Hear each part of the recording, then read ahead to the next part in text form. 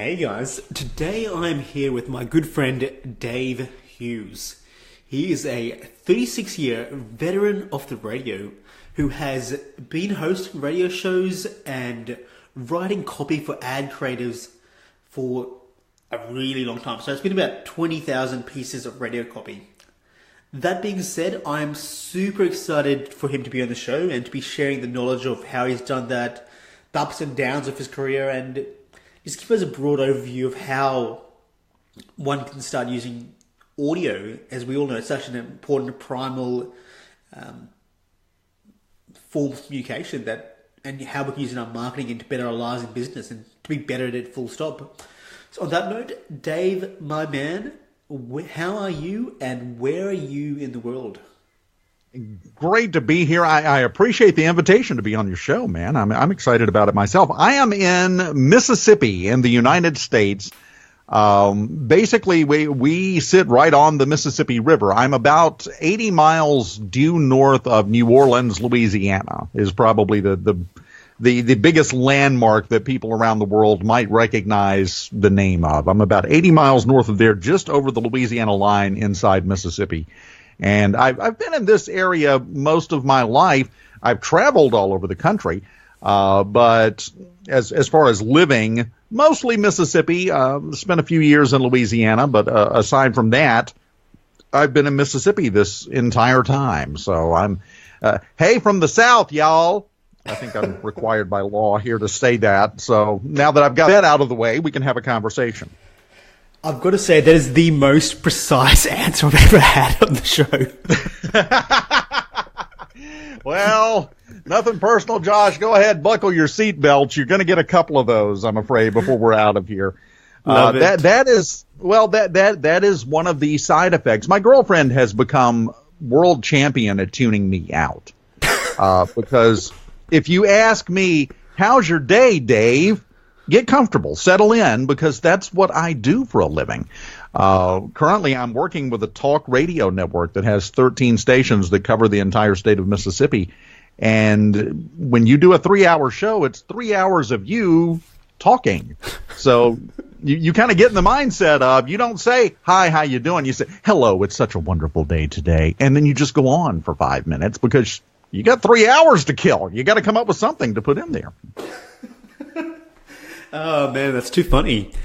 Dave, how did you get into this career? Take us back to the beginning of your journey and take us through the journey through time. Well, from this point forward, I'll try to remember to do the TLDR version, the short version and the long version. The short version is my girlfriend told me I didn't know how to shut up. Now, the long version is I was dating this girl at the time. I was 15 years old. We're riding around in my Mustang, because, you know, I'm a roller. And we passed by a radio station in my hometown, and they have a help wanted sign in the window. And she literally did. She looked at me and said, you know, you ought to stop in there and apply. You don't know how to be quiet. I said, it's worth a shot. So I go by, and this was back in the days when you went in and you had the Associated Press wires spitting out reams of paper with mostly useless information on it. And I walked in and they had me record, just dry read. I didn't get to read over it in advance. I didn't get to study it, do anything. Just handed me a big sheet of paper, said, here, go in there, sit down, read that. And they recorded me on a big reel-to-reel. I said, okay, great. Well, let me know. And they said, we will. 6 months later, I have forgotten I ever went by the radio station, and I get a call. All of a sudden now they need someone. So I said, I'll go try. I'll go see.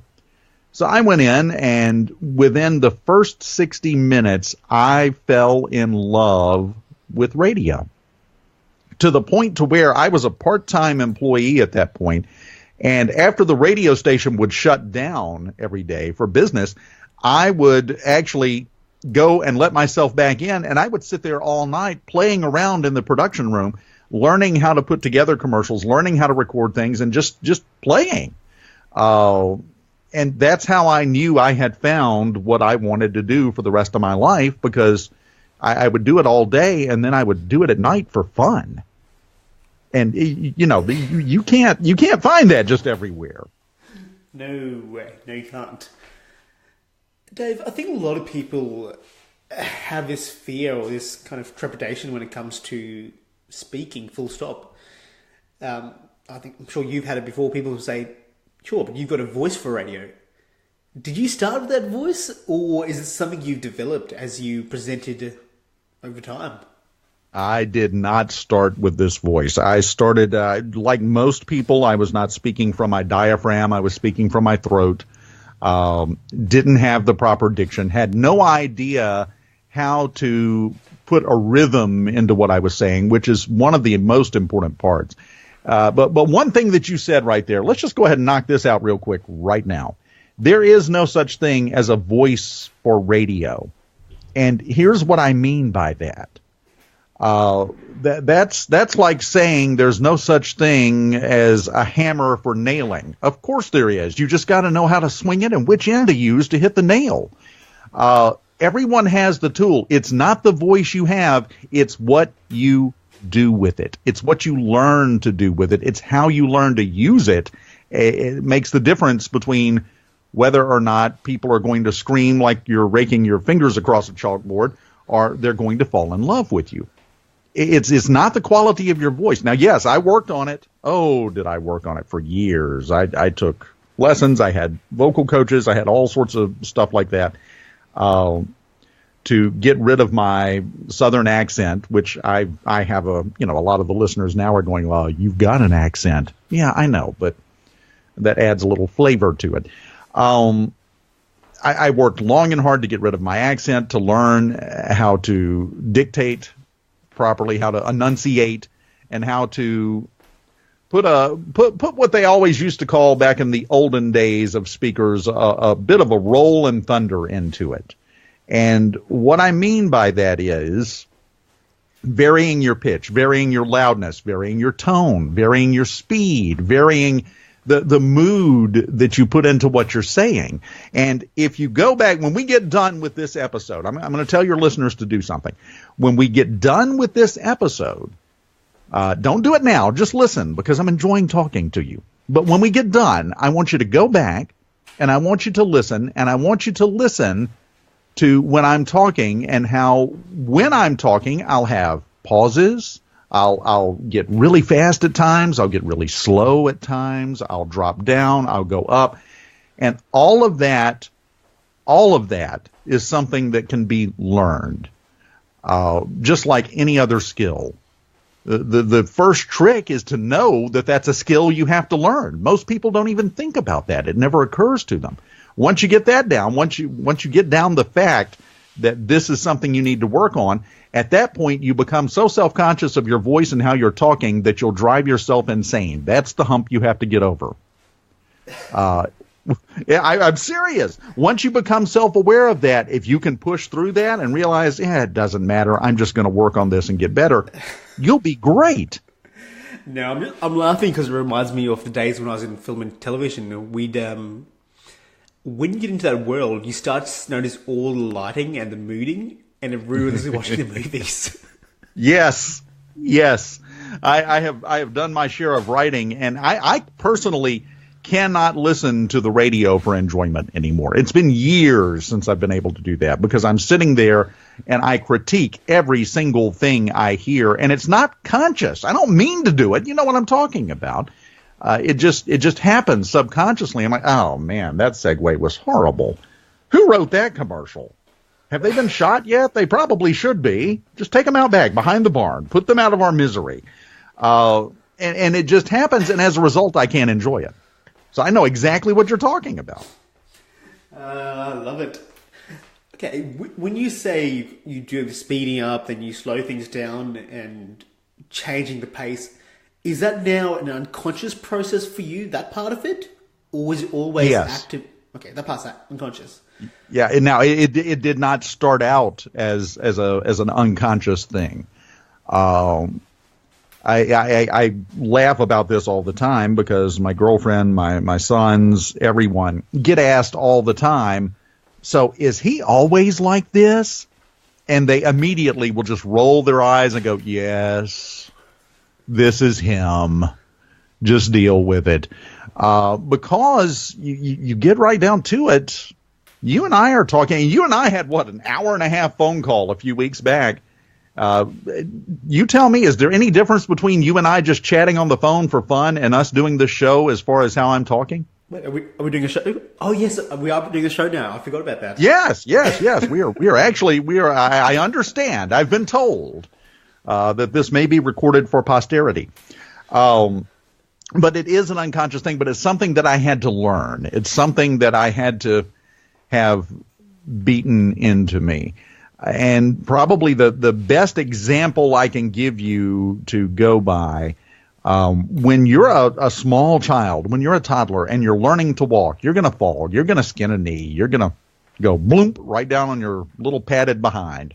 And then one day you're not going to think about it anymore. That's something you had to learn.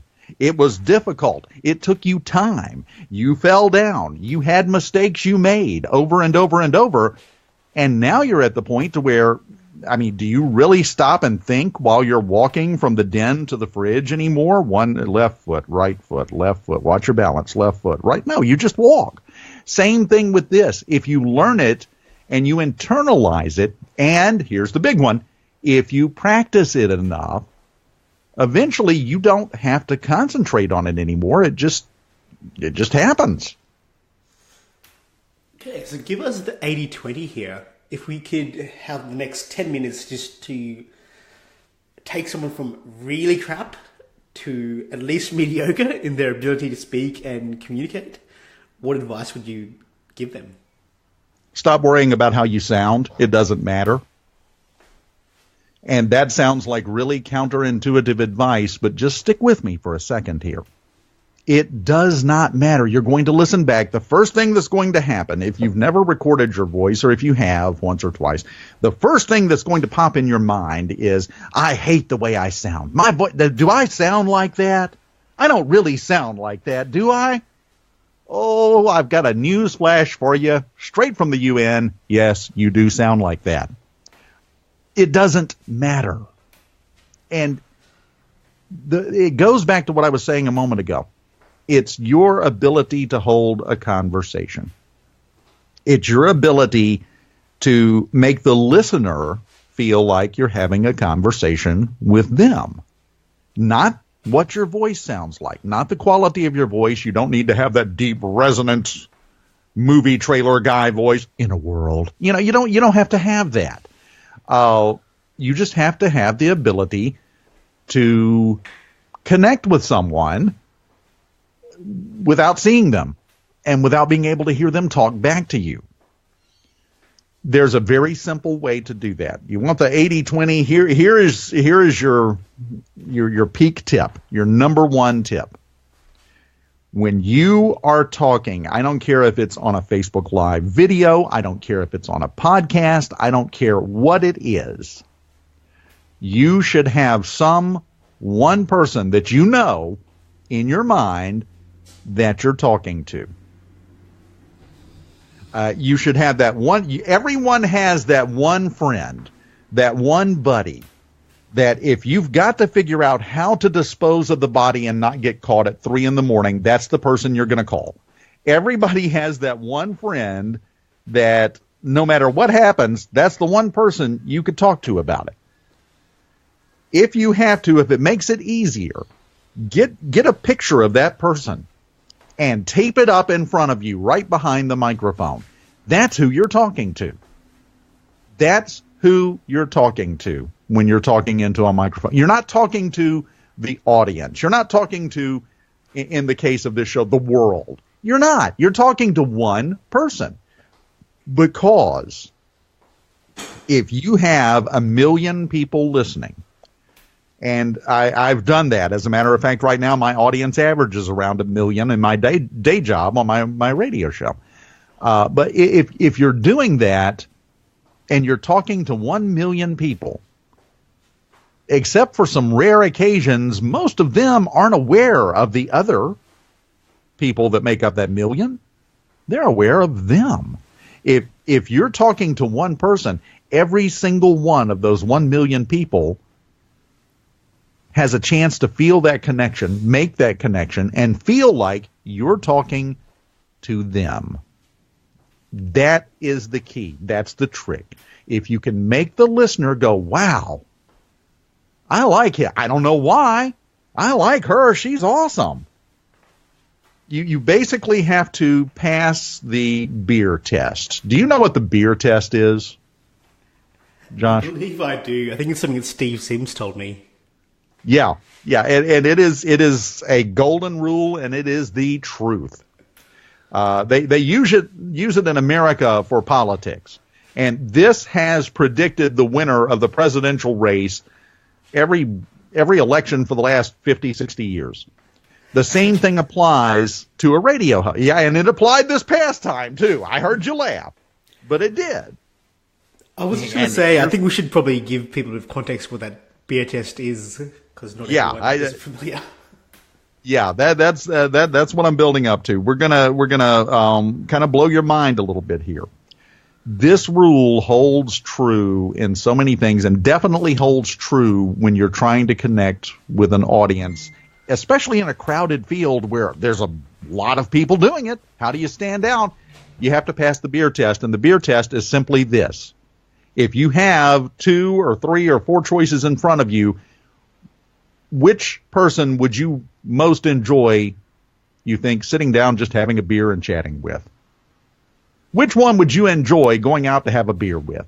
Now, you apply that. You look back at Australian elections. Look back at the most popular TV shows, the most popular entertainers, whoever, and rack them up against their biggest competition and ask yourself, which one would I rather just not connected to anything, there's no influence, you're getting nothing out of it other than a nice afternoon, which one would you rather go sit down and have a beer with?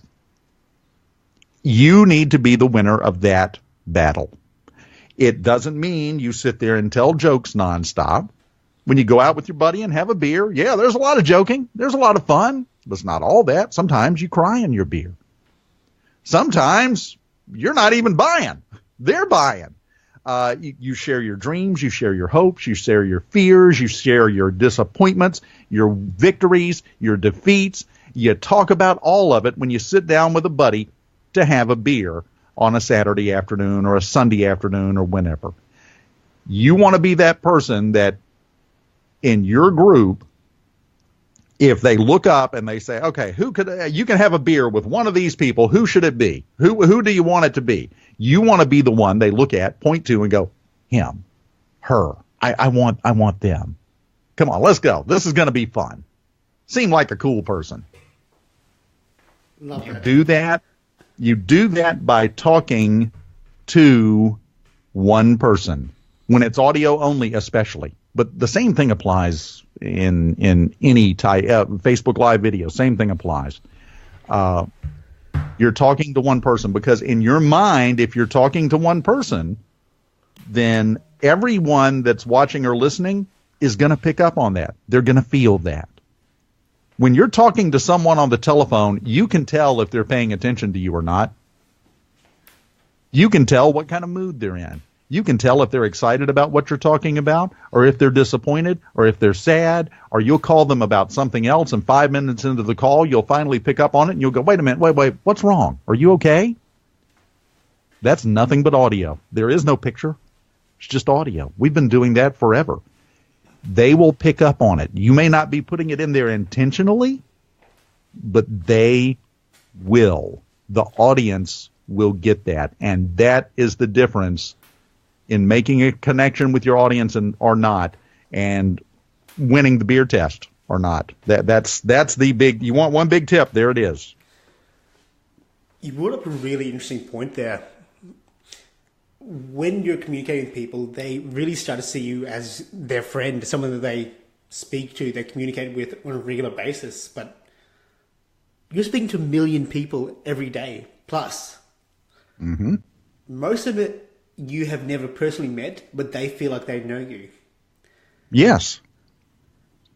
Early, and I've got an anecdote for that. Oh, do I have stories? This show is like 8 hours, isn't it? Because I can go that long at least. My ex-wife, First time that funny story with her, I met her because I had a cavity in one of my teeth. She was my dental assistant. So I stand up with the entire left side of my face dead. The lip is fat and just hanging down. I stand up. I think she is cute.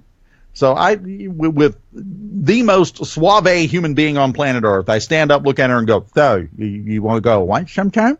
Because only half of my mouth was working. She said yes, so I knew I had her. So, of course, we set up and we went. I took her to lunch at Pizza Hut because, again, I am a high roller. So we walk in. First time I've ever taken her anywhere. Sit down on a booth right inside the door. We sit down. We've just placed our order, and we're starting to talk and get to know one another. And a guy comes walking past from the salad bar and catches my voice while I'm talking to her. And he says, "Hey, you're Dave." And I'm like, yeah. And, of course, she's sitting there going, what in the heck is going on? He said, man, I've been meaning to call you. Listen to this. Proceeds to sit down next to her, scoots her over, and proceeds to tell me about the troubles he's been having with his wife. And he goes on for like 10 minutes, finally gets through, and I say, great to talk to you and whatnot. He walks off, and she looks at me and says, who was that? I said, I haven't the foggiest idea. And I didn't. To this day, I don't know who that guy was. But he felt like he knew me, and he felt like he knew me well enough that I was somebody he wanted to sit down and share his troubles with. And in my mind, I don't care how many awards I've won. I don't care about anything else. That tells me I'm doing something right. See, that is very, very powerful for someone to feel that connected with you, that they feel comfortable enough to do that. I'm sure you've got some interesting insights behind the psychology of that and why people feel that close to you and have that comfort in order to do that kind of stuff. Well, there's a couple of things behind that. Number one, when you get right down to it, you said this at the beginning of the interview that, speaking is a big fear. In fact, public speaking is the number one fear among human beings. We don't like to put ourselves out there. That's just not the way the majority of the human race is built. So you get the chance to form a connection with someone who is basically not really demanding anything in return. You don't have to keep up your side of the conversation unless you feel like it, and you won't get judged. There are no repercussions. There's nothing wrong with it. It won't ruin the relationship. If you start to make that connection, if you've got someone that you're listening to that you start to feel that connection for, and that's, remember, the job of the person behind the microphone to make you feel that connection. But if you're a listener and you start to form that connection, in your mind, it's one of the safest, best relationships you've ever had. So as a result, you start to draw really close to them in your mind. It's some of the same psychological mechanisms as to why we get so attached to fictional characters. Because, we get attached, and when something happens to them in the show or in the book we're reading, it affects us emotionally. Well, guess what? Same thing applies in this situation. To the point to where, and I'll tell you another story here.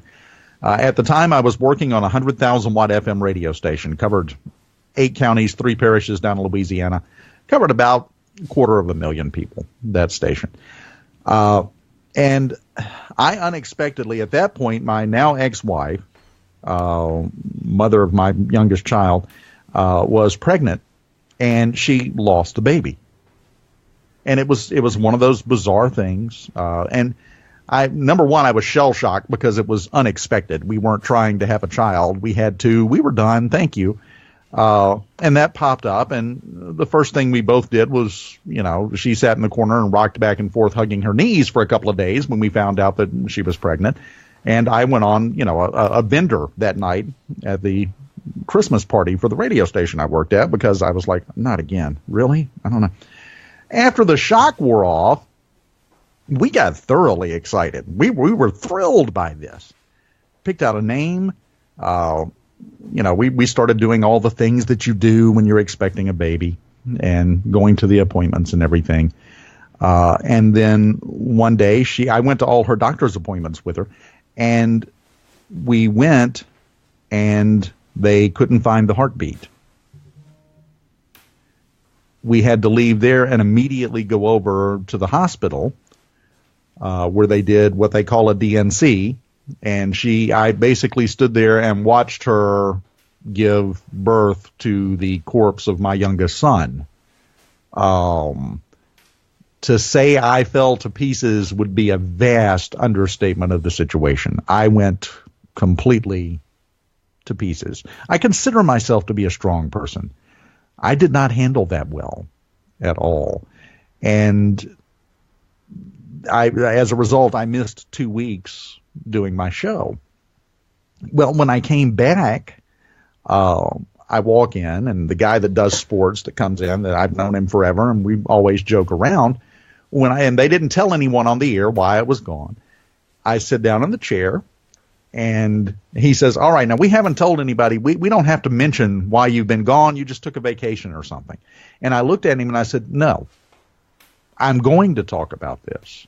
I said, you don't have to sit in here if you're not going to be comfortable. I said, and I'm going to go to pieces, but I'm going to talk about this because I never see most of them. I never will meet most of them. They'll never meet me. These are still my friends. We have a connection. This is what I do. I talk about my life. I almost had an emotional breakdown on the show that morning. It's getting to me a little bit right now. I don't know if you can tell. But here's the thing to remember from that. You see that tip all the time from people to share yourself, the good, the bad, the ugly. When you do, you get nothing in return but love. And that's experience talking. If you're, you've got in your mind, I don't want to talk about that. I'm not going to talk about this. I'm not going to talk about that. There are very few subjects in my life that are off limits to talk about, because when you talk about those things, your audience is divided into two groups at that point. The group that either knows somebody or understands what you're talking about and empathizes with it and says, man, that's rough. I feel bad for him. The second group is the ones that have been through something similar.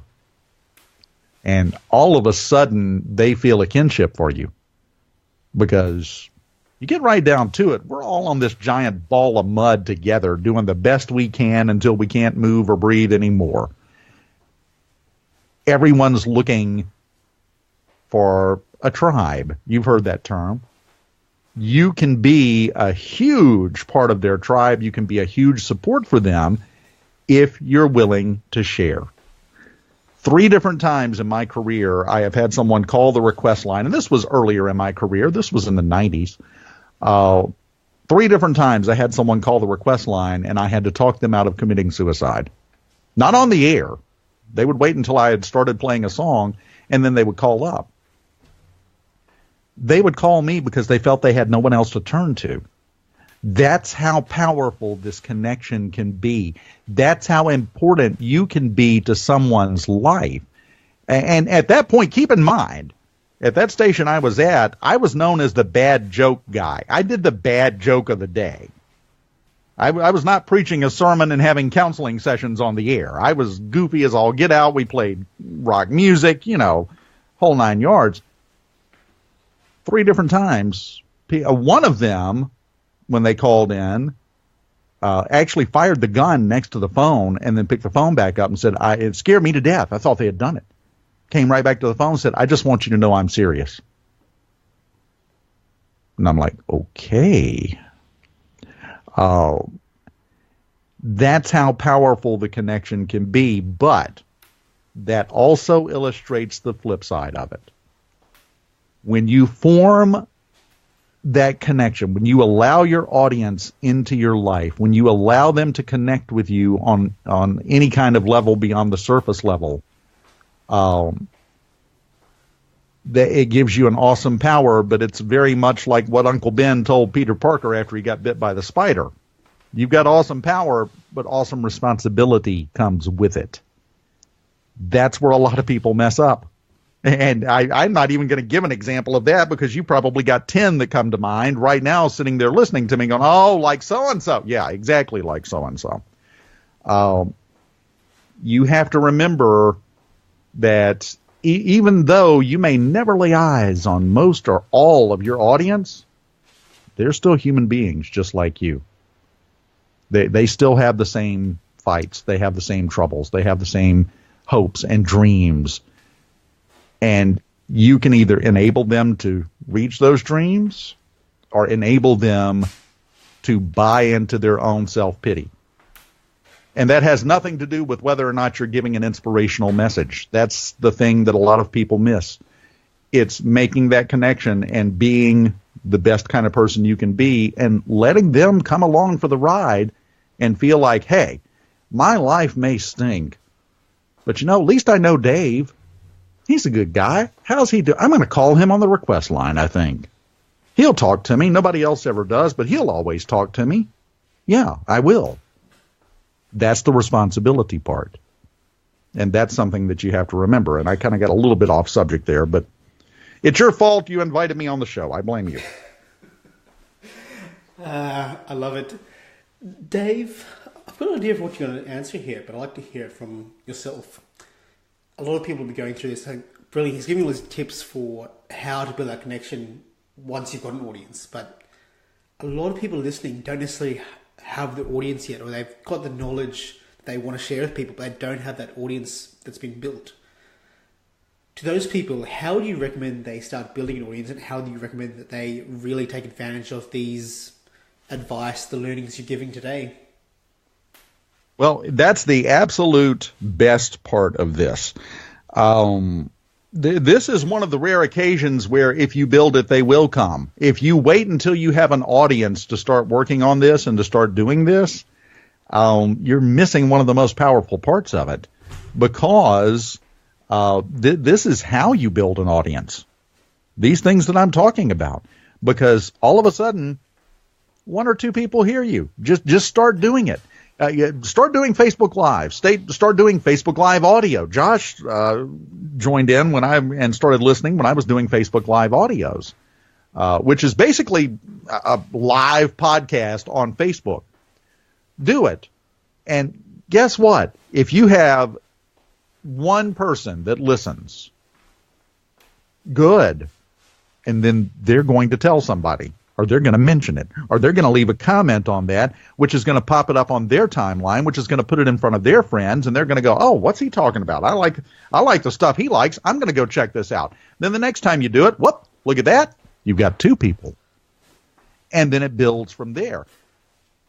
The trick is you can go buy ads. You can go spend $1 million driving traffic to some sort of podcast or live broadcast that you want to do, and you can get 500,000 people to come in and listen. And guess what? If they feel no connection to you, that's the only time they're going to listen, and they're never coming back. Getting the audience is not the important part. You have to learn how to connect with the audience. Once you do that, amazingly enough, over the process of learning how to do that, your audience will build itself, which is the really neatest part of this, because right now we live in a time. Again, my biggest recommendation, go to Facebook Live. Either video, if you don't want to get on camera. If you have the hair for radio, like both Josh and I do, fine. Do Facebook Live audio. On your phone. Use your earbuds and just sit down and talk. And you will get better at it, just like anything else. And you'll build an audience while you're improving, which should be the goal for everyone. I'm not sure if that answered your question or not, but that's my answer. I think you really... What I got out of that is start building an audience. Start talking. One is better than none. So really you need to start building an audience full stop. And focus on connection. From an actual point of view, you said Facebook Live is a great way to go in terms of doing that. What other platforms are you seeing right now that have the greatest potential? So podcasting, video. Yep. What do you recommend? But I was just about to say podcasting, do not write podcasting off, because you may look at it and you may look at Facebook Live audio and look at podcasting and go, well, it's the same thing. No, it's not the same thing. It's not the same thing at all. Facebook Live audio, you can't download and listen to at your leisure. You can't listen to it in the car while you're commuting back and forth. You can't listen to it when you go out for a walk with the kids or the dogs, or go out for an evening jog. Podcast, you can, and people do on a regular basis. Podcasting, look at Facebook Live audio and Facebook Live video, both, in my mind, more fit into like a street performer thing right now. You just pop up on the street corner and the crowd builds around you while you're doing something entertaining, and then they disperse when it's over. Podcasting is more like a television show. You're building an audience. And if they like it this week, they'll be back next week, and they'll bring friends because they've been talking about it since last week. So podcasting is another very good way to go to build an audience. And I would say this, I'm sorry, I've got old internet marketer blood in my veins. Throughout all of this, you need to be building yourself an email list. I know that's kind of gone out of vogue a little bit right now, but one day you'll thank Uncle Dave. Just build yourself an email list, because you can cross promote. Because in my experience watching people online, people tend to miss the fact that you can have synergy between different types of audiences. You can have a blog, you can have an email newsletter, you can have all these different things, and they can all feed one another. Right now, the network that I have, we do an average of 10 to 12, the radio network that I work for, broadcast, FM radio, 10 to 12 Facebook custom videos a day on Facebook, about the same number on Twitter and Instagram. We have a blog for the network where various people blog about various things. And all of that helps support the FM radio stations that we're actually in the business of, but it is quickly becoming a very synergistic thing to where Facebook feeds Twitter, which feeds the blog, which feeds the radio, which feeds Facebook, which feeds, and it's just the circle of life. Don't narrow your focus too much on just one thing. They can all tie together, but you need to focus on one thing long enough to get good enough at it to where it matters before you start focusing on something else. Of course, I'm going to recommend audio first because look at me. You know, I'm not going to recommend Tai Chi. I've been doing radio for 36 years now. That's the recommendation you're going to get out of me. Okay, what I'm hearing there is we're all becoming content production houses, media brands, really, that you want to be across wherever the audience is. It doesn't matter.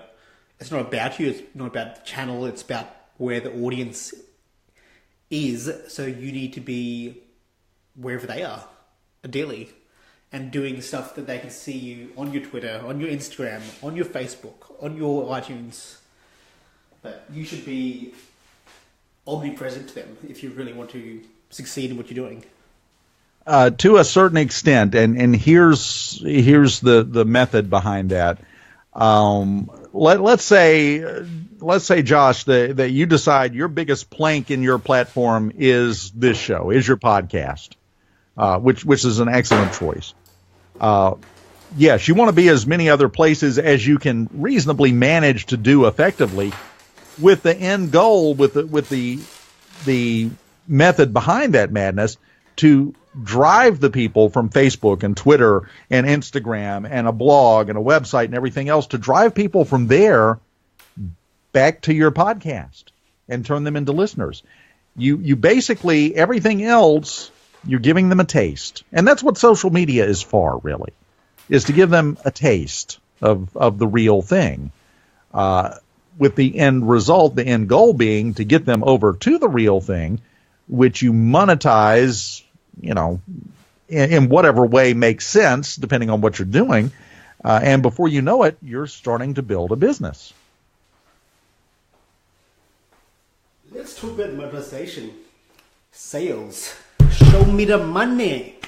Yeah, baby. How to do that. Selling on audio, how do you do it, and when do you start? Is it you start selling from the very beginning of your shows, or do you interject? I know you personally, you've done like 20,000 odd commercials. For someone who's got an online show like a podcast, how should they be selling, and what points should they be talking about their product or service? I know people that have had sponsors on their show before they ever recorded their first episode. So if you get wrapped up in, I have to have this many listens or this many downloads or this many this or that, no. Sponsors are going to care in podcasting. They're going to care about what audience you're going after, what niche you can deliver. That is where the monetization really comes in, for example, for podcasting. Because broadcast radio is a different animal. Broadcast radio, you're reaching everyone that has a radio. So there is no niching down of your audience there, except through the hosts who will attract and turn off different segments of the audience. So as a result, it's more general. You're trying to reach a broader swath of people. Podcasting, the great thing about podcasting is it allows you to drill down and get right to the interest of a very specific group of people that have a shared interest, and it will explode for that reason. You would think that would be counterintuitive, but it's not. Joel Comm. Do you know Joel? Yes, I do. Yes, I do. Mr. Yahoo Games creator. Yes, Mr. Do Good Things. He just, in the past month or two, he had a buddy that he had been talking with about cryptocurrency, Bitcoin, and so forth and so on, just because they were interested in it. It had nothing to do with any type of business. It just fascinated them.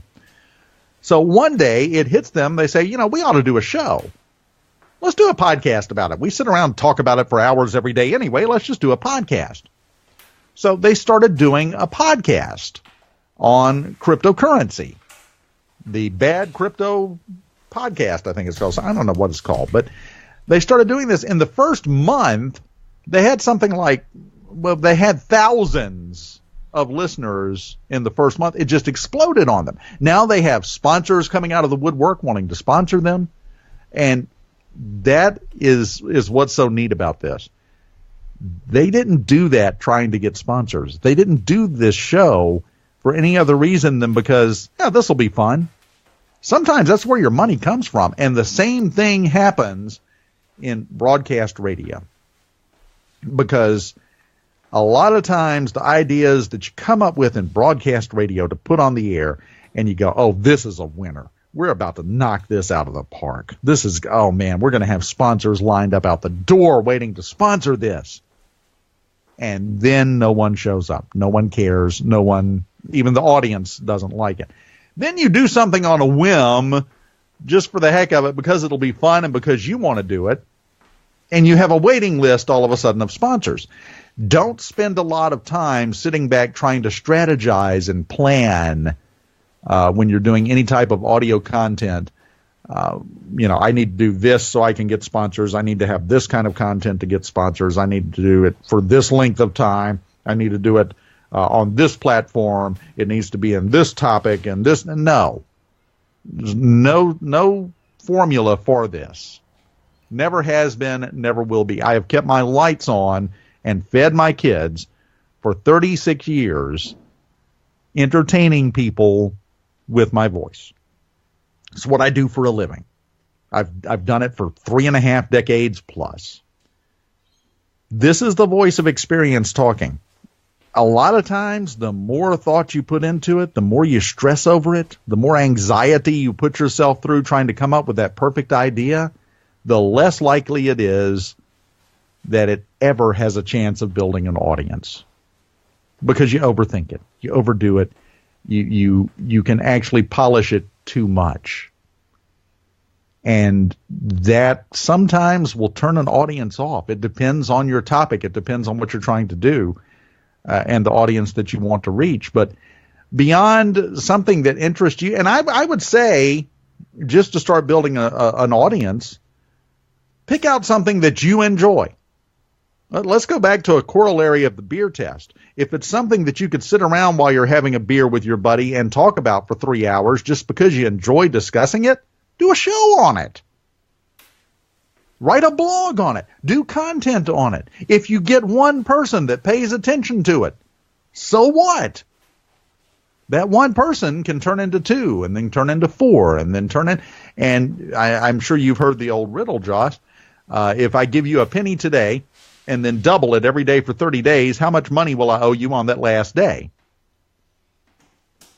You get a penny. Get a penny today, and then I give you 2 cents tomorrow. Then I'm going to give you 4 cents the next day. Then I'm going to give you 8 cents the next day. On day 30, I have to give you just over $10 million. Do the math. Look it up. That's in 30 days. You start with 2 listeners, 2 pennies on the first day. All you got to do is double it 30 times, and you got 10 million people. Once you step back and you look at it like that, those 2 are important, because without those 2, you've got nothing to double. The longer you sit back going, yeah, I ought to do that. Well, you're not doubling squat and you're not going anywhere. So take a chance. If it flops, big whoop. The number of things I have screwed up in my career that no one but me remembers. If I had a penny for every one of those, somebody would owe me $10 million. People aren't going to hold on to your mistakes. There's so many people that we can point out. I'm sure there's people that point opposite as well, but let's take a look at the success stories. People like Gary Vaynerchuk. How many episodes did he do that no one listened to? Or like had a couple of people listened to before it blew up.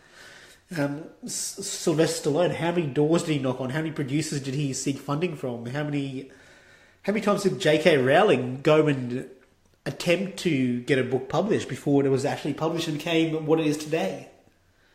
Exactly. I started my career, like I said, I'm currently on a 13-station statewide network and average listenership of just over 1 million people every time I'm on the air. For the first 10 years of my career, I was on an AM station that was 1,000 watts that probably had a listenership of about 5,000, maybe. And boy, did I screw some things up. But you know what? That's the only way you get better. It's the only way you're ever going to improve is by severely messing up the world and thinking you have ended your career. You're going to have to go get a job pumping gas because no one's ever going to hire you again. You just messed that up so bad. No, it doesn't work that way. And that's another fear you have to get past. Let's talk about that. I know you and me have talked about this personally, but you've mentioned that you'd always listen to the recordings once a week or something like that. Yes. In broadcast radio, that's called an air check. And they, of course, they do it digitally now. But back in the olden days, you know, when I would ride a dinosaur down to the studio and you know, hitch it up outside and go in and do my show, they would have a cassette tape recorder wired into the control board, wired into the switch for the microphone. When you turn the microphone on, it started recording. When you turn the microphone off, it stopped recording. At the end of you had your own personal tape. And every time when you started a shift, you would pop that in the machine. And when you got done with your show, you'd pop it out and take it with you. And then you'd bring it back the next day.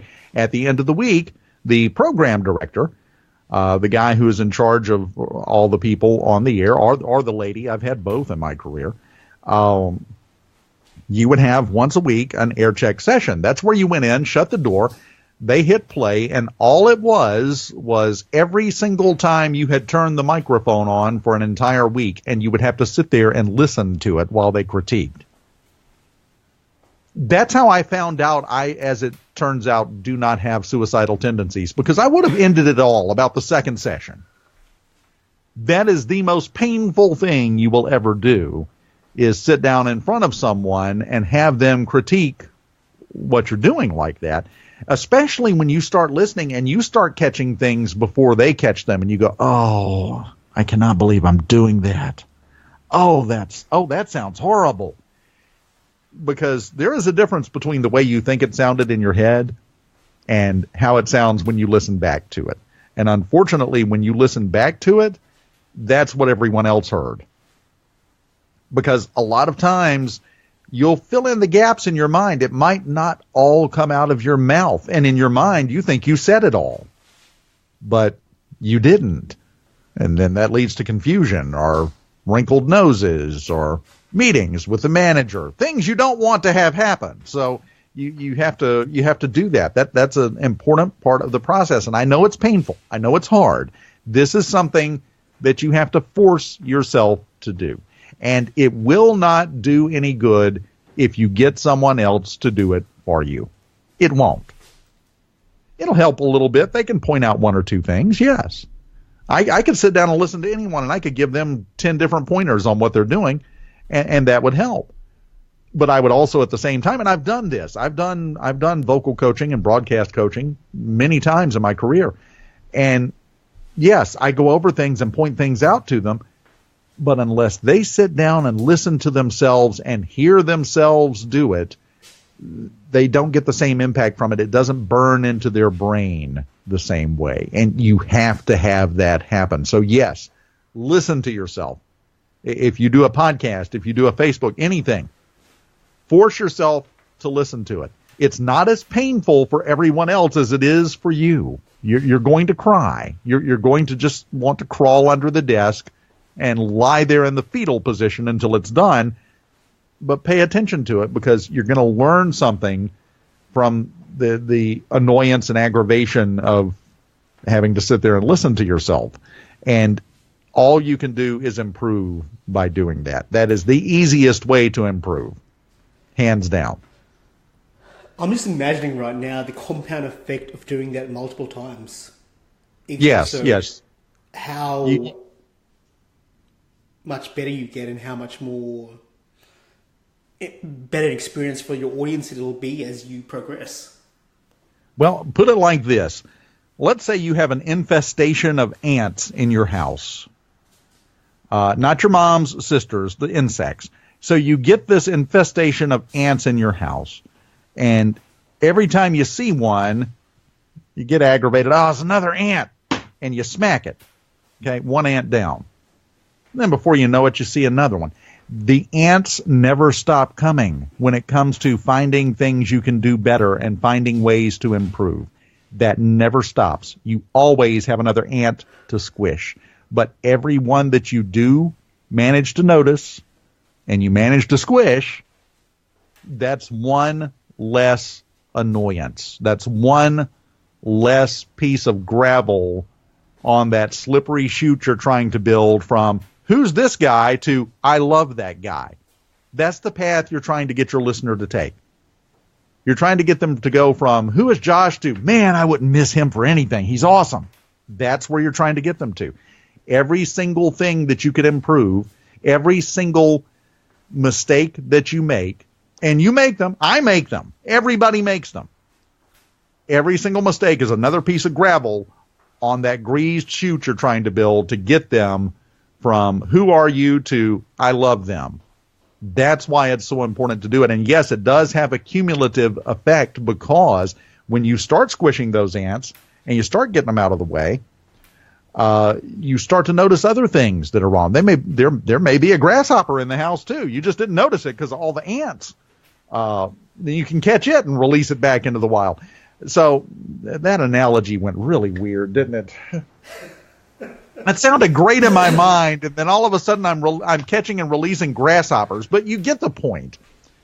The point is, you're exactly right. To really highlight that point, I guess for audience, before we started this episode, we had technical issues. Yes. This is like the 120th episode in, and we're having technical issues. I think that everyone has problems, and I hate my voice. At the same time, it's getting better, but I still have issues with my voice. But everyone does. but you do it. You do it anyway. You improve. Yes. I wouldn't be able to... Yourself, you wouldn't be able to reach 1 million people every day. I wouldn't be able to reach and impact the people I do and speak to, having these amazing conversations that are changing people's lives. Yes, and that goes back to the responsibility thing I was talking about earlier, but that's also the most rewarding part of it. And it can be a very rewarding thing. You'll be surprised how rewarding it is if you've never done it, and you get into it, and you realize you have positively impacted someone's life by sitting in front of a microphone. You wouldn't think that would be possible. It is. It definitely is. And that's huge. Well, I think what's fascinating is for every person that does tell you about the changes, there's 20 more that have positively impacted their lives that would never have said anything about it. Yes, that's exactly right. And it doesn't matter.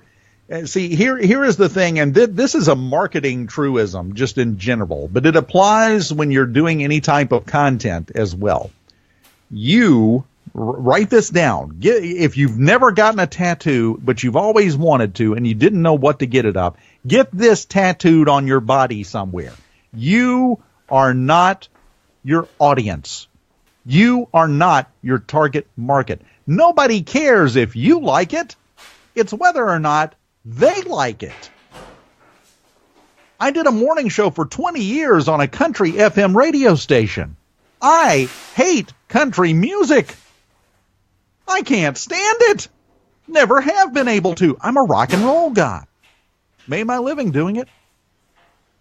Built a huge audience, built a following, playing country music. But guess what? It didn't matter what I liked. It goes back to a piece of advice I was given. I got a lot of great advice from a lot of fantastic people. And the woman that was doing the middays on one of the stations I was at, I had just gotten done with a shift the night before, and she had listened to part of it. When I came in the next afternoon, she said, "Hey, before you go on, come here. I want to tell you something." She said, "I heard you last night talking about that particular song that you can't stand." By the way, it was Men Without Hats, Safety Dance. I still remember, which also should help you place in your mind just how long ago this was, because that was a top 40 song at the time. And I played it, and I made fun of it and said, "Oh, sorry, I got to play this again." She said, "You've got to remember something. Every song you play is somebody's favorite song. You can't make fun of it. You can't knock it, because it doesn't matter what you think. It's their favorite song. And if you make fun of something that's dear to them like that, you're going to drive them away." Now, the opposite side of that, the flip side of that is every song you play that you love dearly is that one song that a big chunk of your audience cannot stand. They wish it had never been recorded. So you learn very quickly that you can't worry about whether or not the audience is in love with every single thing you do. That's not the point. The point is this. With any relationship that they have, family relationship, romantic relationship, friendship, whatever it may be, there are ups and downs. There are moments where you just want to slap them upside the head. But that's fine. You're still close. You still have that connection. You still feel better when you're around them.